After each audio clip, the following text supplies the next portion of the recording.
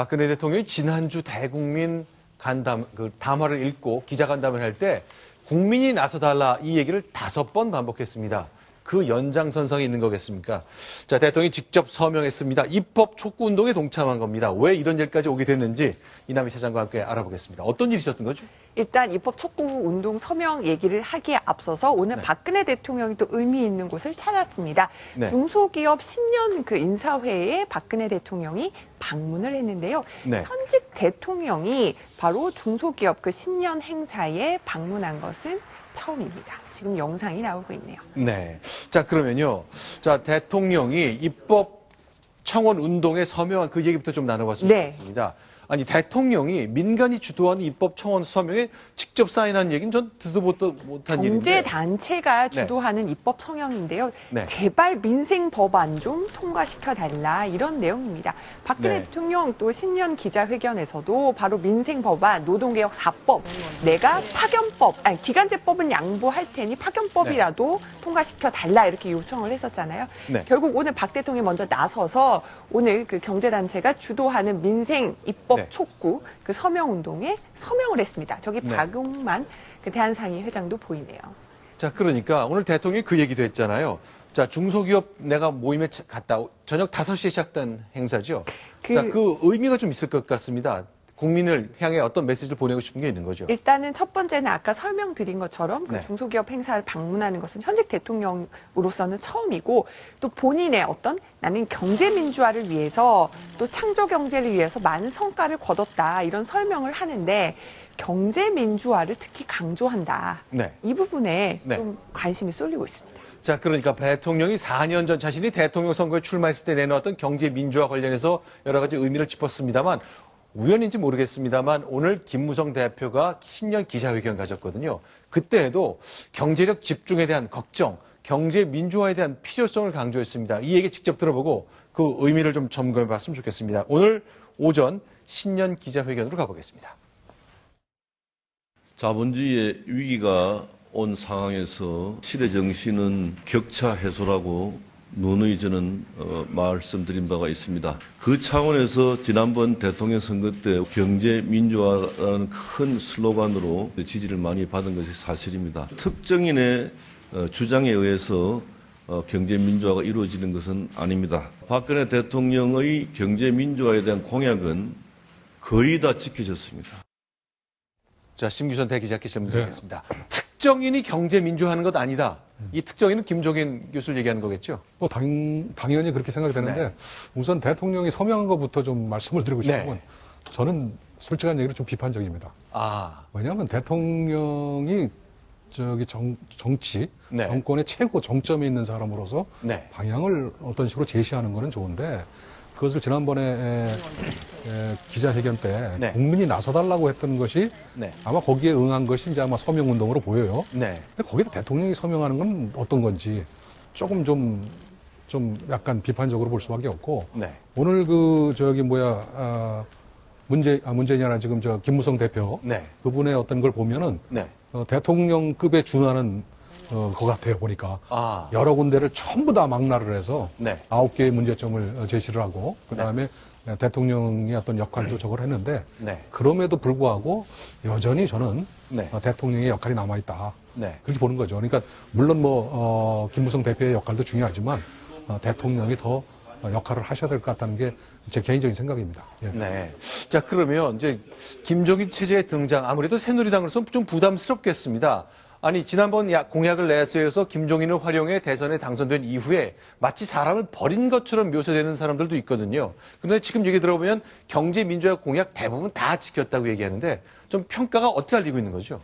글쎄, 김무성 대표 입장에서는 뭐 아무래도 지금 자기 당에서 집권을 하고 있는 마당에 네. 경제 민주화 안 됐습니다라고 말할 수는 없겠죠. 네. 그런데 경제 민주화라는 게 사실은 이 정부도 그렇고 솔직히 이야기가 되는 게 있죠. 네. 지금 미국도 그렇고 경제가 가장 선진화했다는 유럽도 그렇고 지금 네. 상위 1%가 하위 몇십 프로 가진 재산보다 더 많다는 거거든요. 네. 그거는 지금 세계의 경제가 다 그런 방향으로 나가고 있습니다. 네. 근데 그걸 격차를 해소하기 위한 노력이 중요한 거지 네. 그 현실을 인정해야 되거든요. 네. 그런데 그 김종인 지금 전 의원이 경제 민주화 이야기하고 그게 같다고 해가지고 저는 김종인 전 의원에 대해서 약간 비판적입니다. 아, 본인의 어떤 경제 민주화 그 공약이 네. 과연 이게 정말 실천하기 위한 것이었냐, 네. 아니면 박근혜 대통령을 당선시키기 위한 것이었냐, 네. 그 부분에 대한 해명이 있어야 됩니다. 아. 왜냐하면은 김종인 전 의원은 그 경제학자 아닙니까? 네. 경제학자라면 이 현실 경제에 그걸 전혀 무시하고 만일 경제 민주화를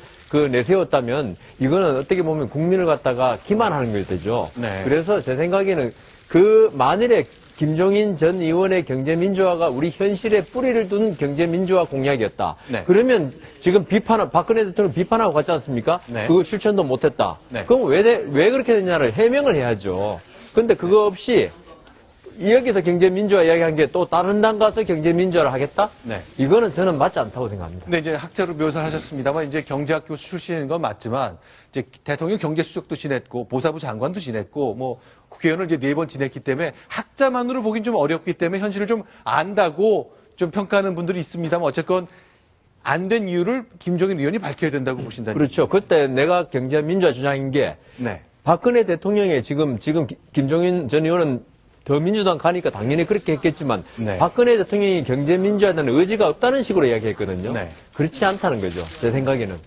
더 정확한, 더 근본적인 원인. 네. 세계 경제가 지금 경제민주화가 점점 잘 안 되고 있는데 네. 그럼 우리나라만 그 예외냐? 네. 그런 걸 설명해야죠. 네, 알겠습니다. 그럼에도 불구하고 여러 가지 욕심을 내고 어떻게든 좀 세계적인 흐름보다 나은 사회를 만들기 위해서 노력하는 목소리들이 좀 들리고 있습니다만 어쨌건 이번 총선도 지금 보시는 것처럼 경제 민주화, 부의 집중을 막는 일, 새누리당까지 가세했습니다. 과연 어떻게 모아질지 또 점검을 해보도록 하겠습니다. 여권 얘기 하나만 더 해보겠습니다.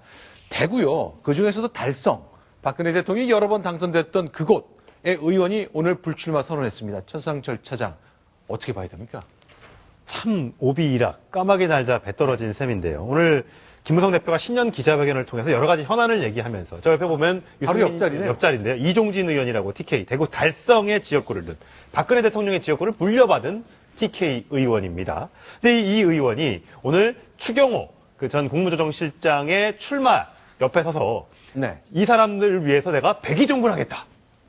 네. 이 박근혜 정부의 성공을 위해서 내가 포기하고 옆에 이번에 내려온 추경호 실장 후보를 위해서 내가 열심히 뛰겠다. 네. 이렇게 얘기를 했어요. 근데 오늘 마침 아까 말씀드렸지만 김무성 대표가 신년 기자회견을 통해서 네. 이번 그 총선 공천에 네. 소수 권력자나 네. 대파의 영향력을 전혀 미치지 못하도록 막겠다. 네. 이렇게 얘기를 했는데 네. 그러니까 그리고 TK 쪽에 일고 있는 진박 논란에 대해서 낮은 정치 수준에 대해서는 국민들이 심판할 거다. 이렇게 자, 얘기를 지금 했습니다. 보는 화면은요, 이종진 의원이 불출마 선언을 하는데, 오른쪽에 서 있는 화면이 좀 가렸습니다만, 추경호 전 국무조정실장이죠. 그렇습니다. 저 지역 출마를 선언하는 의원을 딱 옆에 세워놓고, 나는 이 사람을 돕겠다. 난 선거에 나가지 않겠다. 그 얘기죠. 네. 자, 그럼 실제 뭐라고 얘기했는지 이종진 의원 얘기를 직접 들어보겠습니다. 왜 나는 이 자리에 다시 도전하지 않는가 들어보겠습니다. 예비후보 등록할 때만 해도 끝까지 가야 되겠다 그런 생각을 했습니다. 그런데 우리 먼 이 달성의 미래를 봐야 되는 것이지 제가 조금 하는 그 욕심에 사로잡혀서 한다 하면 우리 국민들로부터 참 지탄을 받을 수 있다 하고 마음이 좀 바뀌었습니다. 예. 저는 저렇게 겸손한 표현을 쓰시는 국회의원 처음 봤습니다. 네. 자, 우리 지역을 위해서 내가 물러나 주는 게 좋다. 그럼 지난 4년은 뭐였죠? 그 그렇게 질문에 답을 해야 될 것 같은데요. 그렇습니다. 거기에 대한 질문도 없었던 것 같고 거기에 대한 답도 하지 않았는데 네. 앞서 말씀드렸다시피 하필이면 김무성 대표가 절대 진박 논란에 대해서 있을 수 없는 일이다. 수준 낮다. 이렇게 얘기했는데 바로 그 다음에 이어서 TK에서 그러니까 대통령이나 또는 친박에서 밀고 있는 추경호 전 국무조정실장을 내보내고 그 옆에 있는 현역 의원이 불출마 선언을 했던 이것이 과연 어떤 의미인 것이냐.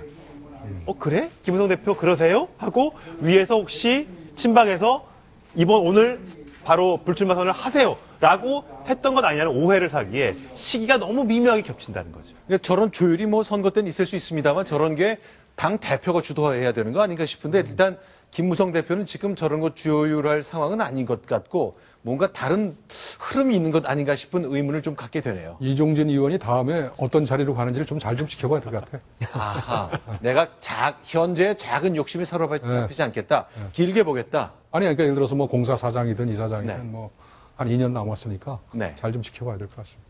알겠습니다. 자, 이종진 의원의 다음 자리가 어딜까? 임기는 5월 말쯤 끝납니다. 자, 이번에는 다음 사항 좀 정리해 보겠습니다. 북한 관련된 소식 오늘 몇 가지 들어와 있는데 그중에 하나를 좀 점검해 보겠습니다. 순위 확인하고 돌아옵니다.